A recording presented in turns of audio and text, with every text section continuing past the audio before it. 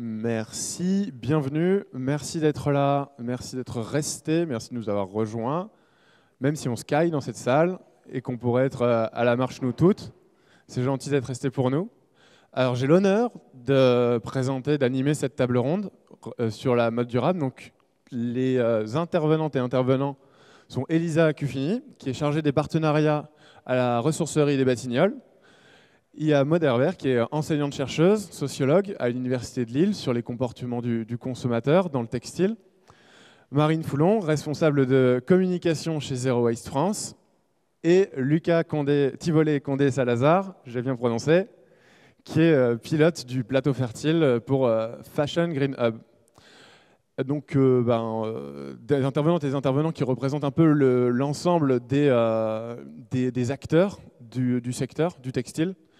Et tout de suite, du coup, on va essayer de répondre à des questions qui sont bien compliquées. Genre, est-ce que mode et durable, ça va ensemble? Quels sont les impacts environnementaux, sociaux, mais aussi psychologiques? Quelles sont les pistes? Est-ce que la mode est en train de ralentir? Est-ce qu'elle ralentit vraiment en réalité? Est-ce qu'on n'est pas vers une fast fashion verte plutôt que vers une mode durable? Qu'est-ce que ça veut dire réellement fast fashion? Voilà, plein de questions sur lesquelles on va tenter d'apporter des éléments de réponse. Donc on peut commencer d'abord par les constats. C'est quelque chose d'assez simple. Quels sont aujourd'hui les constats environnementaux? Donc on va essayer de ruiner l'ambiance tout de suite. Comme ça, on va pouvoir remonter la pente et trouver les pistes des solutions dans la deuxième partie et la troisième partie de cette table ronde. Donc tout de suite, du coup, je vais me tourner vers toi, Marine. Quels sont les impacts environnementaux et sociaux de la mode aujourd'hui? Je t'invite à prendre un micro direct.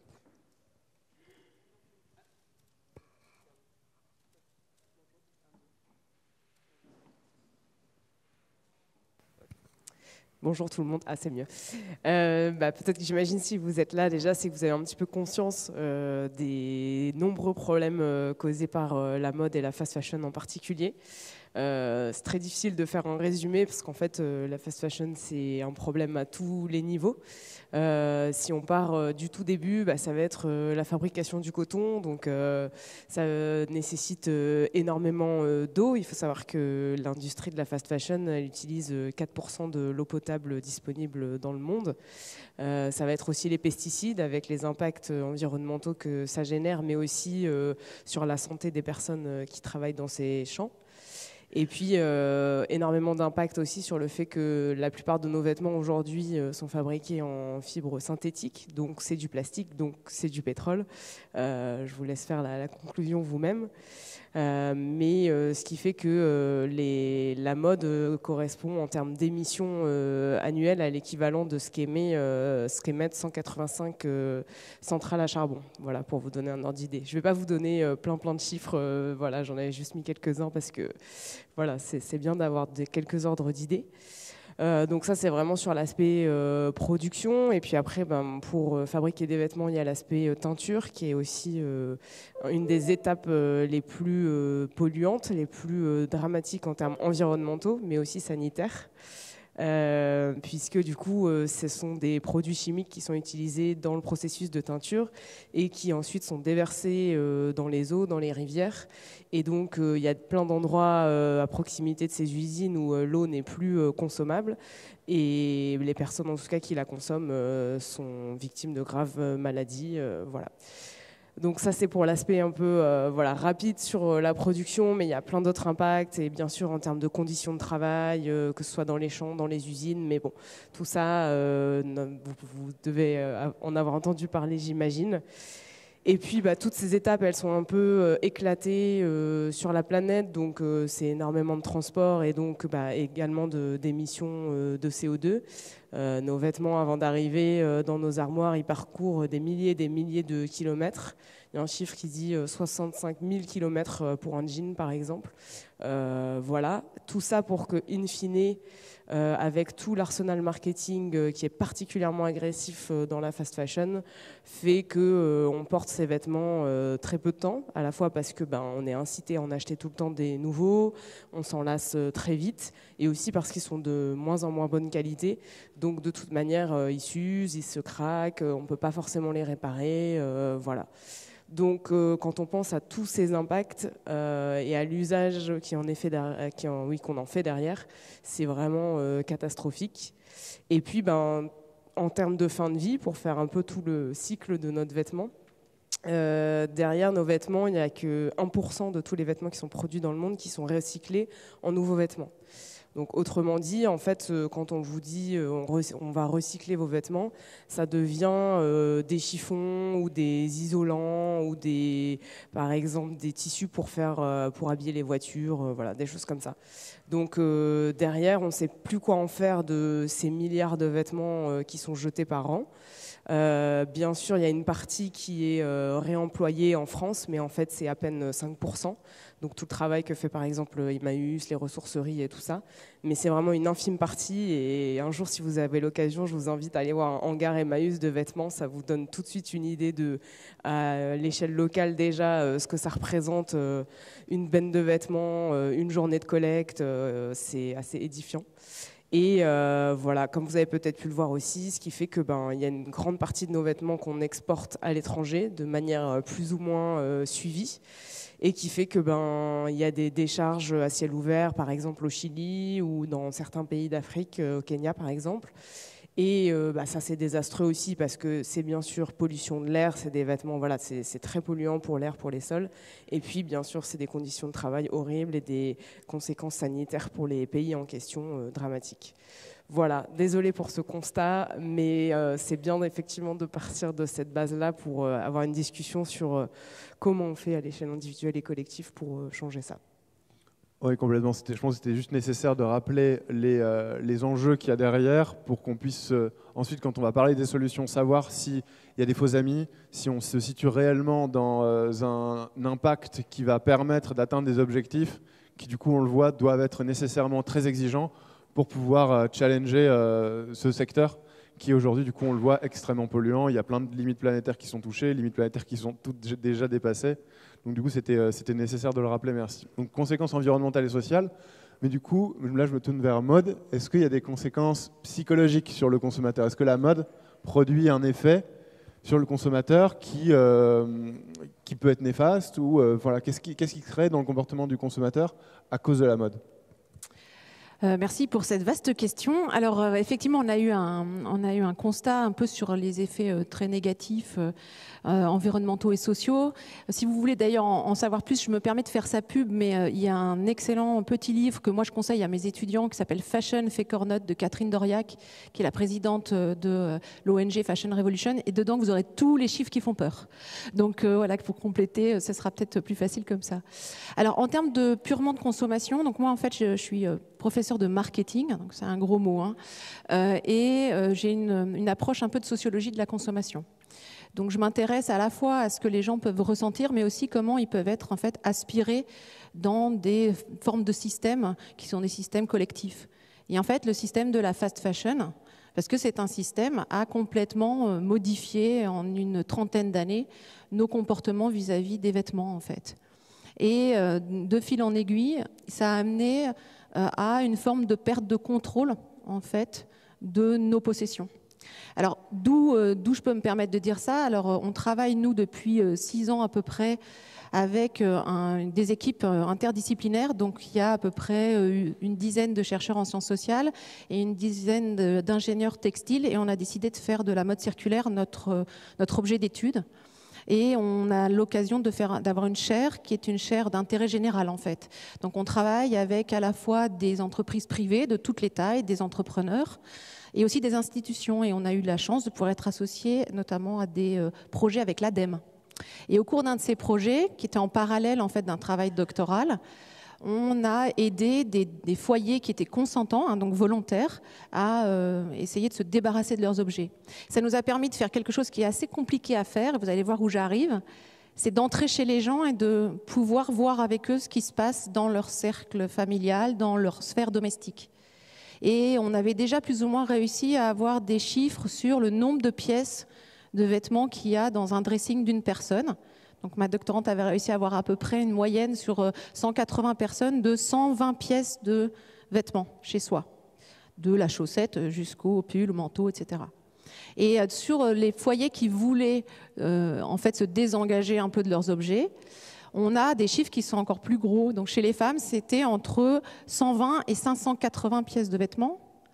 avec la même chose dans les chaussures, en fait, de 9 à 80 paires de chaussures. Alors, c'est déjà des chiffres qui sont relativement édifiants. Mais en fait, ce qui est plus important, c'est qu'on a essayé de tester et de leur demander s'ils avaient conscience ou pas du nombre de pièces qu'ils avaient.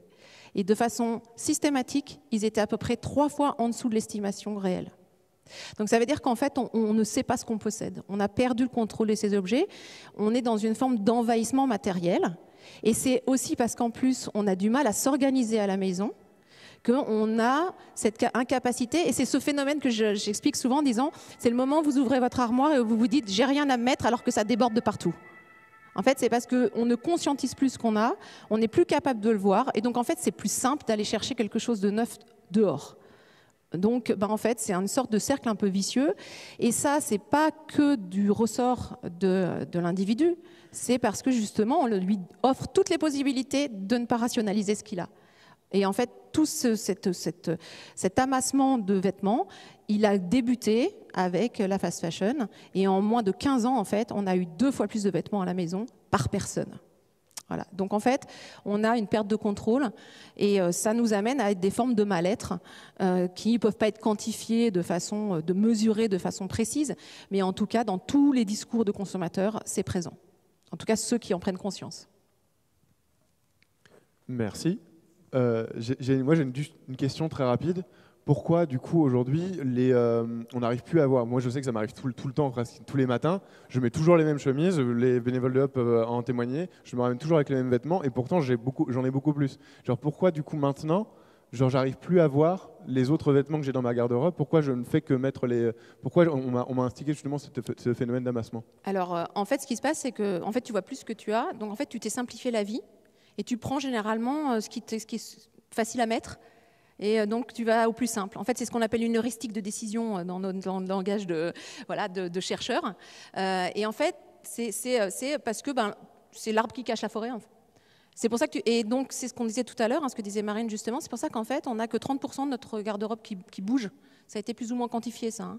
Donc, ça veut dire qu'on en a aussi 2 tiers des vêtements qui sont morts. Alors, nous, on les appelle pas comme ça, mais quelque part, ils sont chez vous, ils attendent. Donc, c'est ce que nous, on appelle le stock dormant des consommateurs. Mais on n'est pas les seuls, nous, les chercheurs, à l'avoir repéré. En fait, il y a aussi toutes les marques qui le savent maintenant. Ils viennent chercher, d'ailleurs, leurs vêtements dans votre dressing maintenant. Donc, on sait en fait qu'il y a un gisement qui est un gisement latent chez les consommateurs dans toutes les maisons et qui attend en fait d'être valorisé. Et la vraie question, c'est qui va le faire? Et pour l'instant, il y a une forme de compétition d'ailleurs qui s'instaure sur ces gisements intérieurs. Et ça rejoint en fait les problématiques de logistique domestique dont on pourra reparler, c'est-à-dire qu'en fait, nous sommes notre pire ennemi.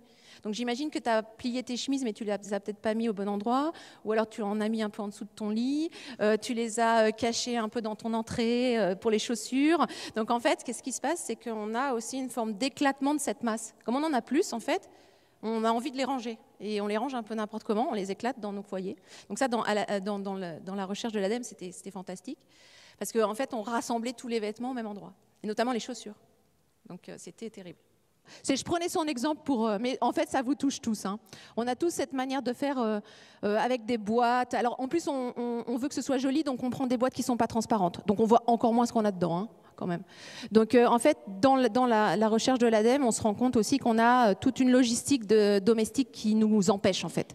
Donc ça, c'est aussi quelque chose qui explique pourquoi on se retrouve comme ça à aller au plus vite. C'est ce qui explique aussi la grande mode des capsules. Donc ça, c'est cette idée qu'on va vous simplifier les choses. C'est toujours la même rengaine. Ça correspond à cette situation. Merci pour ce constat. Du coup, passons un peu à la deuxième partie maintenant. Est-ce que la mode est en train de ralentir? On a 460 labels à l'échelle de l'Union européenne sur les produits qui nous assaillent de dire genre maintenant c'est vert. On les voit tous, genre H&M, Zara, tout le monde nous dit que ça y est, les vêtements que vous portez sont verts, d'une manière ou d'une autre, avec des nouveaux modèles qui commencent à naître, des nouveaux modèles qui prospèrent.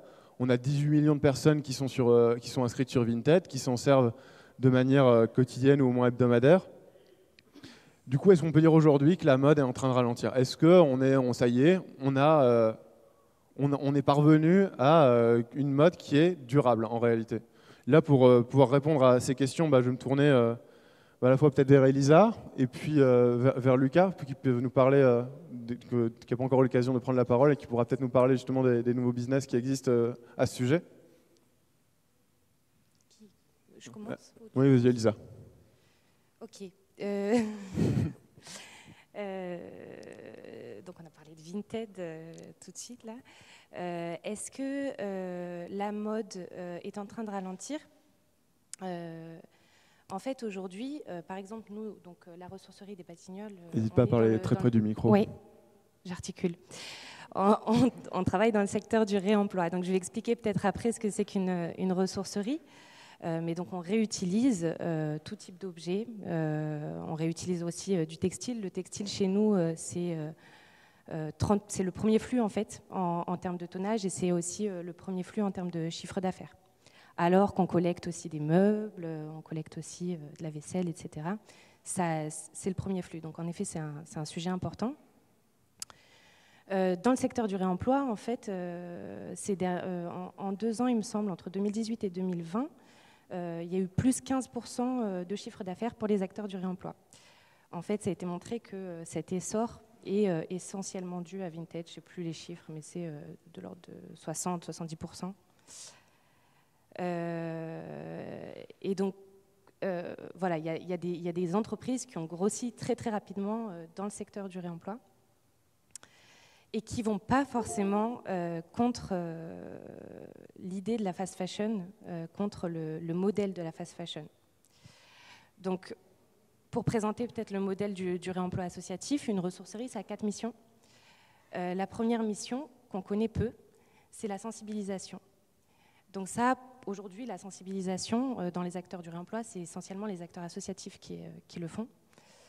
Ensuite, on a la mission de collecte, donc on va compléter le service public de gestion des déchets, puisqu'on va collecter et éviter le déchet. On va le valoriser, donc on va nettoyer, on va trier, et puis on va revendre à prix solidaire. Ça aussi, c'est intéressant parce que, en fait, aujourd'hui, quand on parle d'écologie, très souvent, on nous dit que c'est plus cher. C'est plus cher d'acheter un coton bio, un t-shirt en coton bio made in France, que d'acheter chez Zara. Alors, peut-être pas sur le long terme, mais en tout cas, c'est un des arguments. Acheter en ressourcerie, aujourd'hui, c'est pas plus cher, c'est solidaire. Et puis, en plus de ça, il y a aussi de la redistribution gratuite. Voilà. Et en fait, aujourd'hui, ce qui arrive, c'est qu'on s'est rendu compte que les acteurs du réemploi associatif sont menacés par des grosses marques telles que Vinted qu'on vient de citer justement, qui grossissent très vite, qui sont capables de capter les meilleurs flux, qui tuent le don en fait, puisque Vinted c'est du réemploi par la vente. Et en plus de ça, qui ne changent pas les comportements. Pourquoi? Parce qu'aujourd'hui, les gens qui vendent sur Vinted, c'est essentiellement pour avoir plus de pouvoir d'achat. Donc il y a aussi cette notion je ne dépose pas sur Vinted pour réduire mon impact environnemental. Je ne dépose pas sur Vinted pour racheter enfin voilà, le but, ce n'est pas de racheter en réemploi. Le but, ça va être vraiment d'augmenter mon pouvoir d'achat pour pouvoir acheter toujours plus. Donc il y a ces questions-là en fait, qui font que voilà, il y a un gros message aussi des multinationales qui vont commencer à faire du recyclage dans les matériaux utilisés, qui vont utiliser des matériaux biologiques, etc. Et il y a un gros, comment dire, un gros greenwashing des grandes marques qui donnent l'impression, qui déculpabilisent le but, c'est pas de culpabiliser, mais de rendre responsable et qui déresponsabilisent le consommateur. Voilà.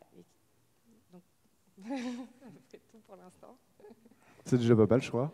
Lucas, est-ce que tu peux un peu nous parler justement des pratiques des entreprises aujourd'hui? Quelles sont du coup les mauvaises pratiques? Les mauvaises et des solutions. Alors pour répondre justement à la question de est-ce que la mode est en train de ralentir, je ne pense absolument pas. On est à 100 milliards de vêtements produits en 2021, donc on est plutôt sur une accélération de cette mode. Mais finalement, ma réponse ne sera pas aussi pessimiste que ce début. Je peux peut-être vous représenter Fashion Green Hub, Donc je travaille pour Fashion Green Up et je dirige les activités du Plateau Fertile Paris, qui est notre prochaine manufacture de mode circulaire qu'on ouvre dans le 13e arrondissement la semaine prochaine.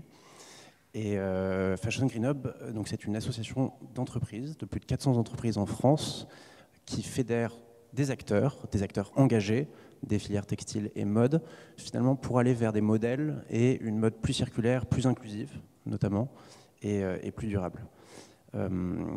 Fashion Green Hub est né d'un constat en 2015, c'est que, alors vous me direz que je suis peut-être un peu naïf, mais finalement au sein même des entreprises, il y a des individus qui ont envie de changer les choses.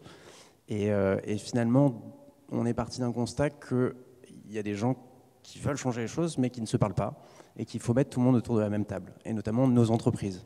Parce que ça, pour le coup, je suis convaincu que si on veut changer les choses, il faut parler, il faut que tout le monde soit dans la discussion, et notamment les mastodontes de la mode. Et de ce constat est né Fashion Green Hub. Pour revenir sur la mode durable et les solutions. Alors, est-ce que je vais trop vite, Maud ? Donc je parlerai donc sur les solutions justement pour essayer de contrer cette accélération de la mode. Et je suis convaincu qu'il y a encore des opportunités et des solutions à prendre pour nos entreprises. La première solution peut-être, c'est de repenser nos modèles de production. Et finalement, ce que vous disiez, et notamment la recyclerie, d'aller vers des modèles plus serviciels, des modèles de réparation, de revalorisation de nos stocks, de nos invendus. Et on a tellement produit sur les 20 dernières années que je pense qu'on a assez on a un gisement qui est suffisant pour revaloriser, reproduire et finalement continuer, et ça c'est ce que veulent entendre les entreprises, et surtout les grosses entreprises, continuer à faire du chiffre d'affaires et aller chercher des parts de marché. Donc ces nouvelles économies de la fonctionnalité, comme on les appelle, vers plus de services, il y a la location aussi, la seconde main avec Vinted, elle permettrait finalement de proposer des nouveaux modèles, des nouvelles façons de produire qui essaieraient de contrecarrer cette accélération de la production mondiale de vêtements. Il y a aussi une solution qui, là, pour moi, est la plus importante, c'est la relocalisation de nos filières et la réindustrialisation de nos filières en France. Et finalement, dans un mouvement global, que tous les pays se reconcentrent aussi sur leur production locale. Cette réindustrialisation et cette relocalisation en France, elle permet bien sûr, d'un point de vue durabilité environnementale, de faire baisser des coûts de transport, mais aussi de faire baisser le coût énergétique. On sait qu'en France, on s'appuie sur un nucléaire qui nous permet, dans la transformation de nos textiles, de dégager moins de CO2 qu'à l'autre bout de la planète. Mais cette relocalisation, elle permet aussi d'avoir une maîtrise de la chaîne de valeur et de la chaîne de transformation. Qu'est-ce que je pourrais dire d'autre sur Maud, tu veux ajouter un petit mot ? Je t'entends dans mon oreillette. Bon. Oui, alors est-ce que la mode ralentit ? Je partage pas mal le constat de Lucas, en fait. C'est difficile de dire qu'elle ralentit. Globalement, mondialement, elle a tendance à garder en fait le même rythme de production, et notamment en volume. Par contre, on a maintenant à peu près une dizaine d'années de recul sur ce qu'on appelle la mode durable. Alors, elle a changé pas mal de noms au fil du temps, mais globalement, depuis 2007, on a un mouvement marginal qui s'appelle, minoritaire comme on dit, qui s'appelle la slow fashion, dont vous connaissez peut-être, qui est à l'instar en fait de slow food. Et on sait en fait que dans ce marché-là, il y a des productions éthiques, il y a des créateurs, des acteurs de cette mode-là, qui perdurent depuis une dizaine d'années. Alors ça change beaucoup parce que c'est beaucoup d'aventures entrepreneuriales. Donc il y a beaucoup de mouvements de façon générale. Mais en 2013, il s'est passé quelque chose quand même. Il y a eu le Rana Plaza, donc l'effondrement à Dhaka cette industrie, enfin non, ça s'appelle factory, enfin de voilà, aidez-moi, donc qui a tué 1300 à peu près employés, et où on a découvert en fait tout l'aspect conditions de production. Et jusque-là, en fait, la fast fashion avait bien réussi à maquiller un peu comment on arrivait à produire des t-shirts à 3 €. Et là, on a découvert en fait qu'on entassait la plupart du temps des femmes, parfois mineures, dans des bâtiments vétustes pour travailler 6 jours par semaine à plus de 45 heures. C'était à peu près ça à cette époque. C'est toujours le cas. C'est même pire parfois, puisque par exemple, une des marques préférées des jeunes en France qui s'appelle Shein, on a une ONG suisse qui vient de dévoiler les conditions de travail des Chinoises de Shein. Elles en sont à 75 heures par semaine, avec des toutes petites séries de 100 à 150. Ça veut dire qu'en gros, elles doivent changer de patron à peu près toutes les 12 heures. Donc c'est un épuisement en termes de conditions de travail, enfin, c'est vraiment terrible. Et d'ailleurs, les experts qui se sont infiltrés dans ces usines chinoises disent que c'est absolument le même schéma que le Rana Plaza en 2013. Si demain il y a un incendie, tout le monde meurt. Donc en fait, sur ce point de vue-là, ça n'a pas beaucoup bougé, mais néanmoins, ça a fait un électrochoc chez les consommateurs. Et en fait, on a dans les sondages chez les consommateurs, d'abord cette volonté d'avoir de la transparence sur les conditions de travail, qui arrive très très vite en fait, et qui a un peu cette idée de changer la donne. Vu qu'il y a ça, et vu qu'on est sur un marché qui structurellement en baisse depuis 10 ans, en fait, le marché des vêtements dans le monde a cru de 24% seulement en 10 ans. Et le marché de la seconde main, dont on parlait, il était à 215% de croissance, presque 10 fois plus. Donc ce qui vous explique en fait qu'à un moment, pouf, pouf, pouf, tout le monde se repositionne pour essayer d'aller chercher en fait des relais de croissance. Et tout le monde a changé, tout le monde a bougé en 10 ans. Donc oui, la mode change. La mode durable devient un sujet. Par contre, on est beaucoup dans des positionnements de soutenabilité faibles. Tout le monde fait de l'éco-conception, quasiment. On a étudié 70 marques, nous on les appelle conventionnelles, donc des marques qui préexistaient avant 2013 en France. Ils ont tous une ligne éco-conçue. Donc oui, comme ça, sur le papier, ils bougent, mais en fait, dans les faits, ils continuent à produire des produits neufs, c'est juste que c'est éco-conçu, donc c'est un peu mieux, d'accord ? Et en fait, on les a classifiés, et il y en a à peu près 15 sur les 70 qui ont quand même des velléités, et notamment, il y a un petit groupe de marques qui essayent de faire de la durabilité, c'est-à-dire là, on ralentit. On ralentit et on veut changer en fait le produit. On veut le rendre plus durable dans le temps, et ça, c'est ce qu'on appelle l'allongement en fait de la première vie du produit. Et sur ce point-là, il y en a quand même quelques-unes donc il faut quand même pas être complètement pessimiste, oui. Mais c'est quand même très minoritaire. Mais on espère que comme il y a des groupes qui bougent, et vous les connaissez peut-être, par exemple, là, dernièrement, il y a un groupe qui a encore annoncé plein d'offres, comme Petit Bateau. Donc, eux, il y a une volonté d'avoir plein d'offres comme ça et de faire comprendre aux gens qu'il y a la première, la deuxième et la troisième vie du vêtement. Et là, on a des engagements un peu plus sûrs, mais à nouveau, c'est pas la majorité des marques qui sont sur le marché. Ok, bah alors justement, on a commencé un petit peu à parler des échantillons de solutions qui peuvent exister. Bah, maintenant, passons un petit peu à l'échelle supérieure. Comment, par exemple, en tant qu'association, Zero Waste France, par exemple, comment vous faites, vous, au quotidien, pour lutter contre justement cette croissance exponentielle du neuf? Comment vous faites pour privilégier la seconde main, de l'orienter vers l'ESS de préférence, plutôt que les secteurs directement marchands qui en font leur beurre et qui se sont introduits sur le marché il n'y a pas très longtemps? Et oui, globalement, voilà, j'avais noté que vous avez par exemple un défi rien de neuf. Est-ce que vous pouvez en parler? Votre campagne fast fashion sur il est temps de ralentir, etc. Oui, tout à fait. On fait beaucoup de choses dans l'association sur ce sujet. Effectivement, depuis 2018, on a lancé le défi Rien de neuf. Donc l'objectif, c'est inviter les gens à essayer d'acheter le moins d'objets neufs possible tout au long de l'année.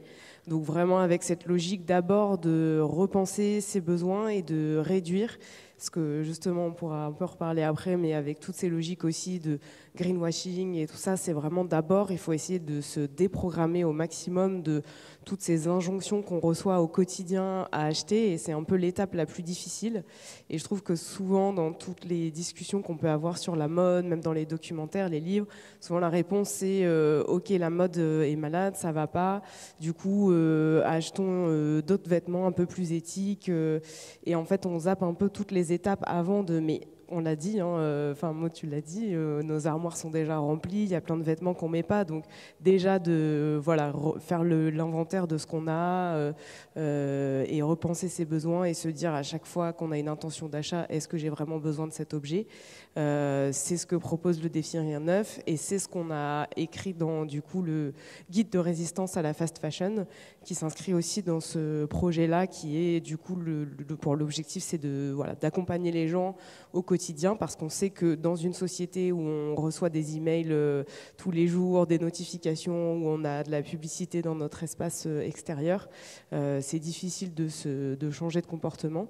Donc on a vraiment ces projets d'accompagnement avec une campagne qui s'appelle Fast Fashion, il est temps de ralentir, voilà. Et donc ce guide de résistance à la fast fashion, il donne toutes les étapes voilà, pour ralentir, aussi comment je sais quel est mon style, comment je code un peu mon armoire, combien de pulls j'ai besoin, quel budget je mets pour mes achats de vêtements, voilà, un peu plein de petits conseils comme ça, plutôt à l'échelle individuelle. Et après, comme nous, on est une association citoyenne militante, on fait aussi des projets collectifs et plus militants, où du coup, on a aussi cette année porté plainte contre Adidas et New Balance pour greenwashing, donc pour utilisation abusive ou trompeuse d'arguments écologiques pour vendre des vêtements qui en fait ne l'étaient pas. Enfin, en l'occurrence, là, c'était des chaussures. Et en parallèle, comme en fait on a choisi 2 marques un peu emblématiques pour le côté aussi médiatique et attirer l'attention, mais en fait il y en a quand même des centaines qui auraient pu être attaquées. Donc on a aussi fait un kit de mobilisation pour que les gens comme vous puissiez aussi s'emparer de cette campagne et interpeller les marques sur les réseaux sociaux, leur écrire des courriers, voire déposer une plainte devant le jury de déontologie publicitaire. Voilà, donc en donnant aussi un petit guide sous forme d'article avec qu'est-ce que c'est le greenwashing, quelles sont les différentes techniques, parce qu'il y a des choses qui sont assez évidentes et d'autres un petit peu plus compliquées, où au premier abord justement on va se dire ah bah c'est pas mal en fait, Levi's ils ont sur leur site ils marquent qu'ils ont réduit leur utilisation d'eau pour la fabriquer des jeans. On se dit bah c'est quand même bien, c'est une bonne chose, mais en fait on n'a aucune ordre de grandeur déjà, donc on ne sait pas combien d'eau ils utilisent en tout, on ne sait pas de combien ils ont réduit, mais par contre, en termes de communication, là, vous avez tout ce qu'il faut, c'est en homepage du site, enfin sur la page d'accueil, il y a des publicités un peu partout. Voilà, donc on aide vraiment à décrypter cette différence entre les efforts de communication qui sont mis sur ces sujets et en même temps ce qui est fait concrètement, réellement. Et on voit que souvent, il n'y a pas grand-chose sur le fond. Je reviens sur les solutions du coup. Et voilà, du coup, défi Rien Neuf, donc première partie, repenser ses besoins. Et la deuxième partie, bien sûr, c'est de se diriger vers les alternatives. Donc une fois qu'on se dit oui, en fait, j'ai besoin de cet objet, ok, mais alors, est-ce que j'en ai besoin pour l'utiliser ou est-ce que j'ai besoin de l'acquérir? Donc si j'ai besoin de l'acquérir, on peut effectivement se tourner vers la seconde main. Mais peut-être qu'en fait, on peut juste l'emprunter ou le louer si c'est pour un usage éphémère. Et puis on invite aussi les gens à réparer, à bien entretenir leur objet pour pouvoir les faire durer. On parle justement des alternatives, du coup je me tourne vers l'alternative principale à cette table ronde, la ressourcerie des Batignolles. Il y a le micro, il va arriver. Vous par exemple, qu'est-ce que vous pouvez dire aujourd'hui aux consommatrices et consommateurs qui nous écoutent? Quelles sont les alternatives en tant que citoyens et citoyennes? Comment vous percevez justement l'arrivée des nouveaux acteurs sur les gisements de seconde main? Et quels conseils vous pouvez donner aux citoyens et citoyennes qui cherchent justement à avoir un comportement plus responsable avec leurs vêtements? Oui, du coup, comme tu l'expliquais, En fait, la première question à se poser, c'est est-ce que j'ai besoin de l'objet? Et le but, chez nous, comme je l'ai dit tout à l'heure, c'est aussi de faire de la sensibilisation et d'informer sur le fait qu'il ne faut pas acheter si on n'en a pas besoin. Et que, voilà, que, par exemple, pour la semaine prochaine, c'est Black Friday. Et donc, nous, on fait Green Friday, on participe au Green Friday. Et pour Green Friday, on a prévu en boutique de doubler les prix pour faire prendre conscience aussi aux consommateurs du réel prix des objets. Aujourd'hui, un sujet important, c'est aussi cette question du prix de l'objet, de savoir quel est le coût réel de la fabrication, le coût environnemental en fait, de la fabrication d'un objet. Donc voilà, la deuxième solution, c'est le réemploi. Enfin, il y a d'autres solutions avant, en effet, la location, etc. Le réemploi, aujourd'hui, il y a un réseau des ressourceries qui est, qui est assez développé. Je crois qu'on couvre 46% du territoire français, des ressourceries. Donc c'est possible d'acheter seconde main. C'est possible d'acheter seconde main solidaire. C'est aussi possible d'acheter seconde main dans des entreprises qui pratiquent le réemploi. Je ne me souviens plus de la question. Pardon. La deuxième partie, c'est comment vous, en tant que ressourcerie, acteur historique justement de la seconde main sur le textile, vous vivez l'arrivée des nouveaux acteurs marchands sur le secteur? Des nouveaux acteurs, oui. Aujourd'hui, je sais que c'est chez les ressourceries et chez les acteurs du réemploi, en fait, c'est une réelle peur de se dire le meilleur gisement demain peut être capté par les multinationales. Si demain c'est avantageux pour les multinationales de réemployer, parce qu'il y a des lois qui sont faites, il y a des fonds qui sont créés, il y a des incitations au réemploi, il y a des incitations au recyclage, etc. Si demain l'argent en fait de la REP textile est accessible aux entreprises de la même manière qu'elle est accessible aux associations, les associations seront en danger parce qu'on n'est pas sur un champ concurrentiel. On n'est pas sur un champ concurrentiel aussi parce que nous, une de nos actions, c'est justement ce que je disais, la sensibilisation. La sensibilisation, ça ne rapporte pas. Mais la sensibilisation, ça a un impact et ça a une valeur.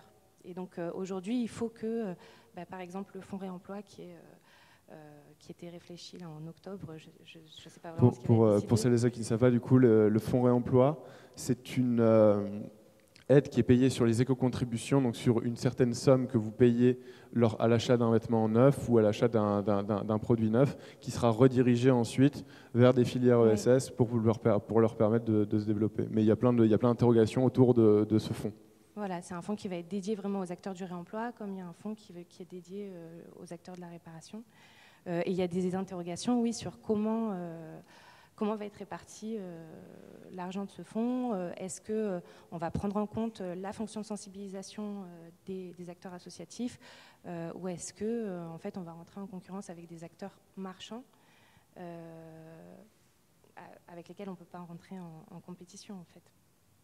Et si je peux compléter, aussi au-delà de ça, les entreprises qui aujourd'hui proposent de la seconde main, enfin entreprises, les marques en tout cas de la fast fashion qui proposent de la seconde main, ça peut être souvent aussi une forme de greenwashing et il faut faire attention parce que déjà quand ils collectent les vêtements, pour le coup ça fait partie des acteurs où on n'a pas de traçabilité, on ne sait pas où ça va, vous ne le dites pas, vous n'avez pas l'info sur leur site. Et souvent, quand vous allez donner un vêtement, ça va être contre un bon d'achat. Donc clairement, la logique de circularité, elle n'est pas là, parce qu'en fait, le but, c'est que vous alliez en magasin déjà, vous donnez votre vêtement, ensuite, donc vous êtes incité à acheter du neuf, avec ce bon en plus. Et pareil, si ces magasins, maintenant, de plus en plus, ont un corner seconde main en boutique ou un espace seconde main sur leur site internet, et tout est fait pour que vous achetiez du neuf en parallèle et que vous achetiez beaucoup et plus que ce que vous avez prévu, ce qui n'est pas du tout la logique des acteurs comme Emmaüs et les ressourceries qui ont créé tout un modèle vraiment circulaire avec en plus la question de l'insertion et de la solidarité, même en termes de prix, c'est fait pour que ce soit accessible à tout le monde. Donc on n'est pas du tout sur déjà la même foi, la même envie de régler le problème. Et Et en plus, voilà, la plupart du temps, c'est aussi une forme du greenwashing. Et on se dit, ah mais c'est bien quand même, ils se mettent à la seconde main. Bah oui, mais en fait non, parce que c'est surtout toujours dans l'objectif de faire acheter du neuf. Voilà, nous ce qu'on en pense à Zero Waste France en tout cas, et on va toujours beaucoup plus valoriser le réseau des ressourceries, des recycleries et Emmaüs que ces acteurs-là. Ok, merci beaucoup pour cette intervention. Et du coup, du côté des entreprises, parce qu'on leur tape beaucoup dessus là depuis le début de la table ronde, Ouais. mais comment elles font, elles, pour justement sortir de ce modèle? Comment elles font pour continuer justement à œuvrer dans la filière textile, mais tout en faisant en sorte justement de ralentir, parce que c'est un peu le mot qui revient depuis le début. C'est vrai que je dirais qu'il y a de la cupidité à tous les niveaux, mais que finalement, ce que tu disais, Maud, il y a aussi, en parallèle de l'accélération de la fast fashion, il y a aussi une mode durable qui émerge, et il y a des entreprises qui font des choses super bien. Tout à l'heure, tu citais, je ne sais plus qui tu citais, mais moi je pense Petit bateau, je crois. Petit bateau. Je pense à Auchan, qui est un de nos partenaires historiques, qui a annoncé une relocalisation de 5% de sa production textile en France. Alors 5%, c'est peut-être peu à l'échelle du stock de vêtements qu'il crée chaque année, mais pour un groupe comme Auchan, et par rapport au prix qui reste encore un frein à cette relocalisation en France, c'est quand même un effort à saluer. On parle beaucoup du consommateur aussi depuis tout à l'heure. C'est vrai que je pense que la mode et la mode durable, elle est tripartite. On a le consommateur qui fait un choix et qui, avec le Rana Plaza, avec la crise Covid aussi, est de plus en plus sensible à ces questions de mode durable. L'entreprise, elle va essayer de répondre à ce choix, voire de l'influencer. Mais il y a un troisième acteur, et tu en parlais tout à l'heure, Elisa, sur l'État, les États qui doivent poser un cadre légal, qui doivent inciter pour ces transformations, pour transformer nos façons de produire.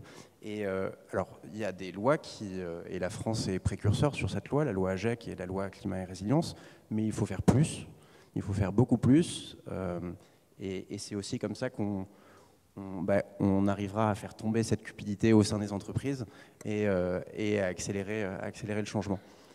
Les solutions, nous, ce qu'on prône chez Fashion Green Hub, on va accompagner, on va former et on va co-créer avec nos entreprises les nouvelles solutions de demain sur la mode. Donc, je vous en parlais tout à l'heure, les économies de service. Donc finalement, essayons de produire moins pour transformer, revaloriser, aller sur de la location. Et il y a encore une fois plein de façons, plein de choses à développer sur ces nouvelles économies servicielles. Et la relocalisation qui finalement n'est que du bon sens, de produire au plus proche, d'aller chercher dans des invendus, de faire jouer la circularité sur tous ces principes même. Encore une fois, pour nos entreprises, ce n'est pas une perte de chiffre d'affaires forcément. On reste dans un système capitaliste traditionnel où on veut toujours être plus fort que son concurrent. Et avec ces nouvelles façons de produire, il y a encore des parts de marché à aller chercher, si je peux parler comme ça, pour nos entreprises. Alors, nos entreprises, elles ne sont pas toutes... voilà, c'est pas Chine, et on fait aussi attention avec qui on travaille. Il y a justement un vrai écosystème d'entreprises engagées en France et un peu partout ailleurs. Et donc, finalement, voilà, le message, et mon message, doit rester... on doit rester optimiste, il y a encore des solutions. Est-ce que... Alors, comme on en a parlé consommateur, je vais juste me permettre de remettre un peu mon grain de sel. En fait, il faut reprendre le contrôle dont je parlais tout à l'heure. C'est pas toujours simple et tout le monde va le culpabiliser, c'est certain. Et en fait, il faut se permettre aussi de culpabiliser un peu. Ça fait une dizaine d'années que je travaille sur la sobriété dans la consommation et sur les chemins de sobriété. Et en fait, il faut se permettre parfois aussi de comprendre que c'est pas linéaire, que c'est pas, voilà, que ça va pas toujours être très très simple. Et donc, il faut aussi pas toujours le faire seul. Alors, comment on fait avec le textile ? Première chose, on a vu les chiffres énormes qu'on avait de pièces de vêtements qu'on a dans notre dressing, une centaine de pièces. Quand on a envie d'aller chercher quelque chose, d'aller s'acheter quelque chose, on va faire du shopping dans son dressing. C'est le premier truc à faire.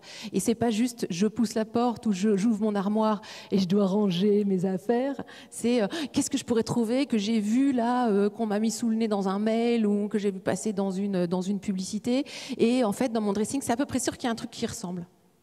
Voilà, donc avec un peu un tour de passe-passe, une touche de magie, en fait réutiliser ce que vous avez déjà. Ça c'est la première chose et c'est très simple. Et puis une fois que vous avez commencé à faire bouger un peu votre garde-robe, il y a des choses que vous mettez pas et celle-là c'est le fameux stock dormant dont on parlait. Et là il faut commencer en fait à rentrer dans le tri. Et en fait, on a appris à trier nos poubelles et moi, je milite pour qu'on apprenne à trier nos vêtements, en fait. Parce qu'il y a plein de choses qu'on peut réutiliser et on n'a pas à avoir ce geste systématique. Et là intervient aussi ce dont on parlait tout à l'heure. Alors oui, il y a le réflexe Vinted. Bon, c'est terrible. Nous, on a fait un sondage avec l'Observatoire de la mode circulaire au mois de juillet sur 1000 personnes, 1000 Français représentatifs. Le premier réflexe qu'ils ont quand ils veulent penser seconde main, à 46%, ils vous parlent de Vinted. En fait, Vinted est devenu hégémonique dans son mode de fonctionnement.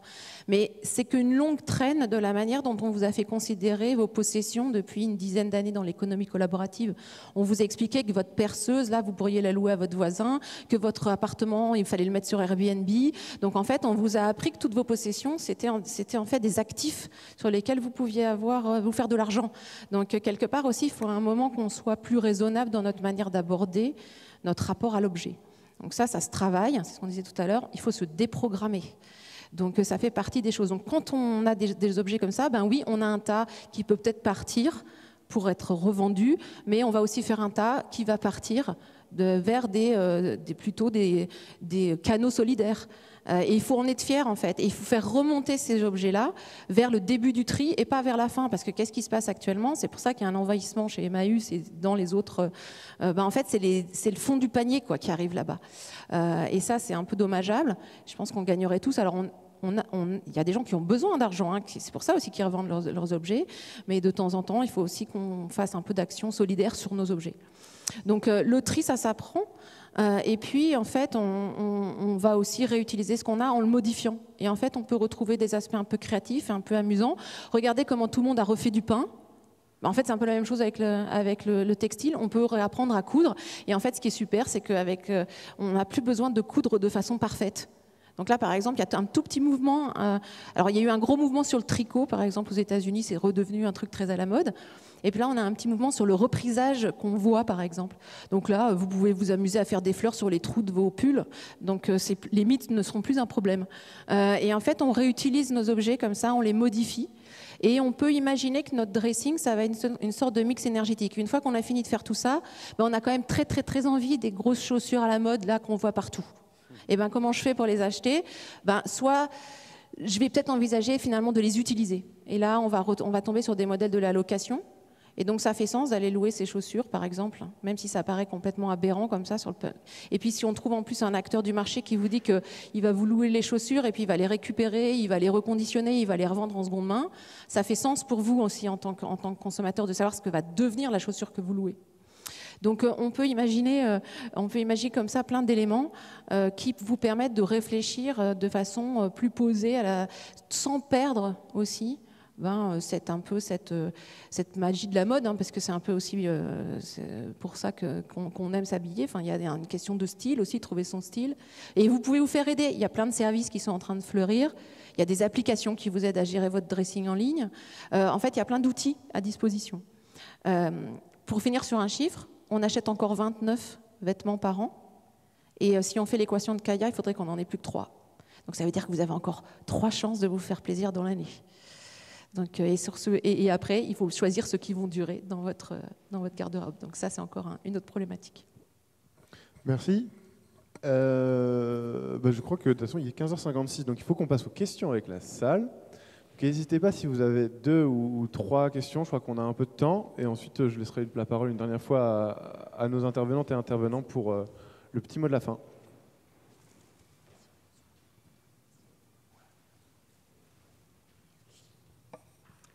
Bonjour. Moi, j'avais une question parce qu'on parle beaucoup du consommateur et on ne parle pas beaucoup de la publicité et du rôle de la publicité par rapport à tout ça. Qu'est-ce qu'on peut envisager de ce côté-là? Peut-être qu'on peut prendre 2, 3 questions en même temps, comme ça on peut tous y répondre. Bonjour, merci pour vos interventions. Alors moi, ma question, elle va être un petit peu compliquée, je pense. Tout à l'heure, on parlait des vêtements qui finissent dans des sites d'enfouissement, on ne sait plus trop quoi en faire, qui débordent chez Emmaüs, etc. J'ai fait énormément de conférences sur l'upcycling. Aujourd'hui, quand on parle d'upcycling, on arrive sur des pièces qui sont franchement pas abordables pour la plupart des gens en France.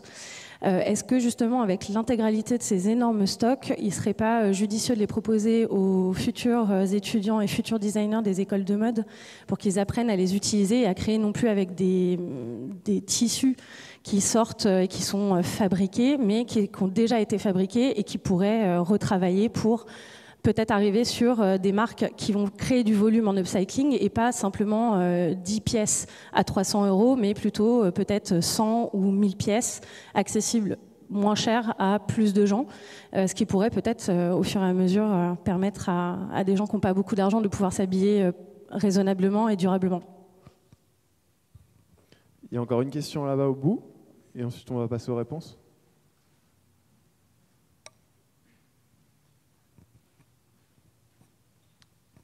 Bonjour, merci.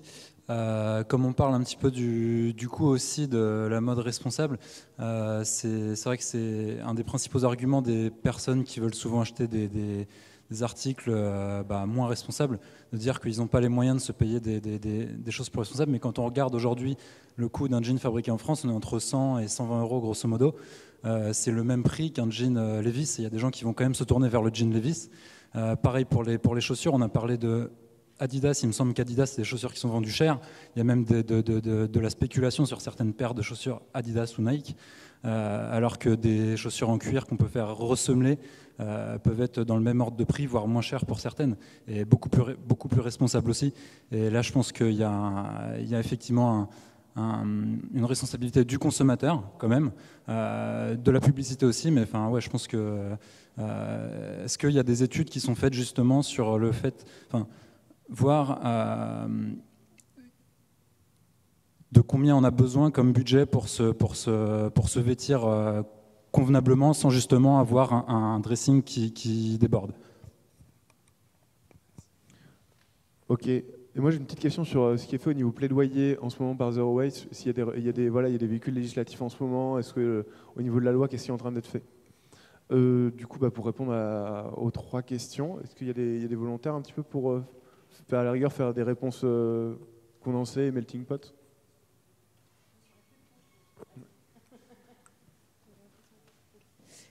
Oui, vaste sujet que la publicité. Je fais le lien du coup comme ça avec le plaidoyer. Effectivement, je pense que c'est aussi un peu un des points névralgiques de tout ça. Et justement, c'est pour ça qu'à la fois, dans le guide de résistance à la fast fashion, on donne des conseils sur comment on peut essayer de réduire son exposition à la publicité, même si c'est impossible d'arriver à zéro parce que même quand on ne sollicite pas, on en reçoit. Et qu'en parallèle, on a porté plainte contre Adidas et New Balance pour greenwashing parce que ça fait partie de ces techniques qui, on l'a dit tout à l'heure, déculpabilisent, incitent à acheter. Et après, nous, on n'est pas directement sur ce sujet-là parce que nous, on est une association qui milite pour la réduction des déchets et du gaspillage, donc on a déjà 1000 sujets à traiter. Mais ça peut arriver qu'on s'associe à des campagnes ou des actions, par exemple, de collectifs comme Résistance à l'agression publicitaire qui font ce type d'action, peut-être même Hop aussi, j'imagine.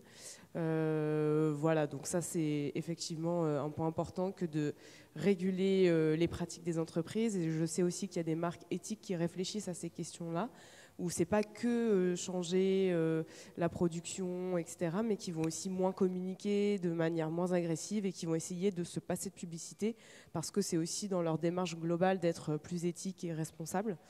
Et donc pour faire le lien avec ta question, nous justement, donc vous l'avez compris, on accompagne les gens, on dénonce les marques qui ne respectent pas la loi et on fait du plaidoyer, donc c'est-à-dire on essaye d'influencer les lois parce que les entreprises, elles ont une responsabilité, mais on sait que de manière volontaire, elles ne vont pas prendre à bras-le-corps les sujets environnementaux et sociaux. Donc c'est là où on a besoin de la loi à nos côtés pour réguler leurs activités. Et donc là, actuellement, voilà, vraiment ces dernières semaines, on a travaillé, alors attention, ça va être technique, à la révision du cahier des charges de la filière REP. REP, ça veut dire responsabilité élargie des producteurs, sur le sujet textile. Je vous fais la vulgarisation. En gros, on définit, on essaye de, voilà, par rapport à la responsabilité des entreprises, de leur donner des bonus quand ils font des actions qui vont dans le sens de la réduction des déchets, du gaspillage, de leur impact environnemental, et si possible des malus. Aujourd'hui, il n'y a pas de malus dans la filière textile, mais nous, par exemple, c'est quelque chose qu'on porte. Donc, un exemple, il y a un critère de durabilité physique qui est en train d'être discuté sur les vêtements. Et donc, nous, je crois qu'il y a déjà un bonus qui va être mis en place pour les vêtements qui seraient durables techniquement. Et nous, on demande aussi à ce qu'il y ait des pénalités pour les entreprises qui ne respecteraient pas ce critère. Et il y aurait aussi, par exemple, définir à quel niveau de renouvellement des collections c'est acceptable, et on valoriserait les entreprises qui auraient réduit leur renouvellement de collection, et par contre un malus pour ceux qui font une collection par semaine, coucou Zara par exemple, voilà. Donc ça, c'est des sujets sur lesquels on travaille. Et puis il y a aussi le fonds réparation dont on parlait tout à l'heure, puisque du coup il y avait un montant qui était prévu par le gouvernement dédié à la réparation. Et donc en gros c'était 20% de prise en charge du coût de la réparation, ce qui était à la fois incitatif pour les gens, parce que ça voudrait dire que nous, faire réparer nos vêtements par exemple, ça nous coûterait moins cher, et c'était bien aussi pour les artisans, les réparateurs, réparatrices. Et en fait, le gouvernement a finalement décidé de le mettre qu'à 10%, donc ça devient beaucoup moins intéressant. Et donc nous, on a fait un recours juridique pour que ce montant soit réévalué, remis à 20% de la réparation. Et je ne sais plus, c'était équivalent à... je crois que c'est 2 milliards d'euros, mais je ne suis plus très sûre. Voilà, donc ça, c'est le genre de choses sur lesquelles on travaille. Donc c'est un travail de fond.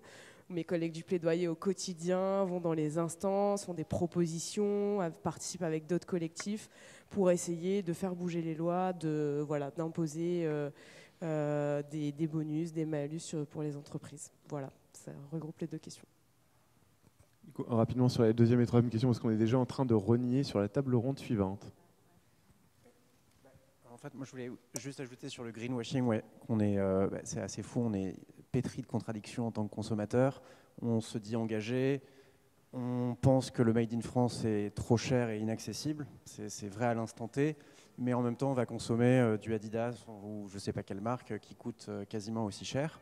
Mais encore une fois, le cadre de loi et le cadre législatif est super important.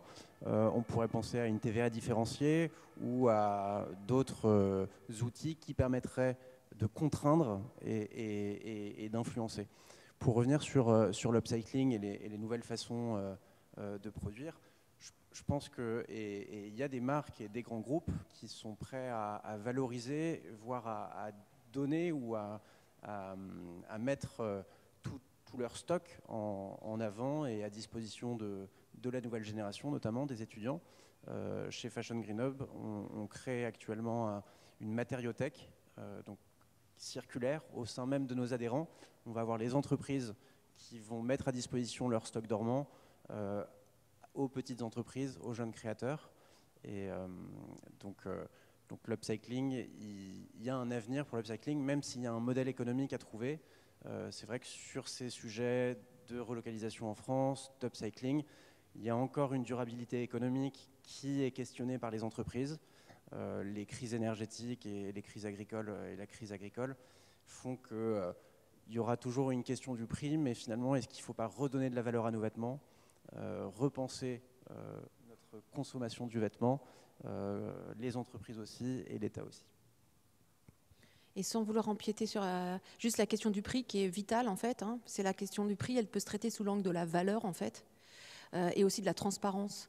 On parlait des productions, déjà il y a pas mal de relocalisation et en particulier sur le jean qui était votre exemple, où on comprend en fait, en montrant aux consommateurs exactement où sont les postes de coût en fait. Donc ça, je pense que cet effort de transparence qu'on voit beaucoup dans le milieu de la mode responsable, il aura tendance à se diffuser vers d'autres acteurs. Donc c'est un élément très important et ça permettrait de contrecarrer ce que vous dites. Et oui, il y aura quand même de la mode responsable à des prix raisonnables. Parce qu'il y a des acteurs qui font du volume, qui sont en train de basculer sur de l'éco-conception un peu sérieuse, avec de la durabilité. Alors certes, on ne sera jamais sur le t-shirt à 2 €, mais celui-là, on n'en veut plus en fait, parce qu'on sait comment il est conçu. Donc voilà. Et juste une chose, pourquoi les gens vont encore acheter ça? Parce que la marque, c'est comme la pub, il faut apprendre à se déprogrammer en fait. Voilà, merci. C'est la fin de cette table ronde. Je vais applaudir nos intervenantes et intervenants, parce que moi, personnellement, j'ai été fasciné par vos échanges. Merci beaucoup.